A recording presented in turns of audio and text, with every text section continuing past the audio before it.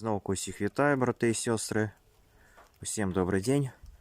Знову я знаходжуся тут, на Криніці. Я тут некоторий час випав з праці, з працовного процесу.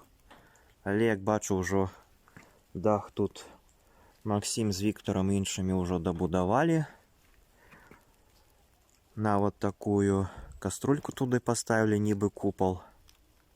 Тут я ще днями довідався, что эта Криніца у Тіновці называется Криніца Святої Ірини.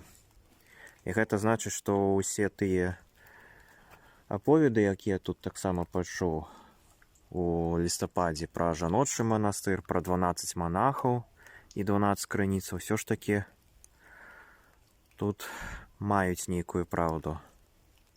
Нечто таке тут було.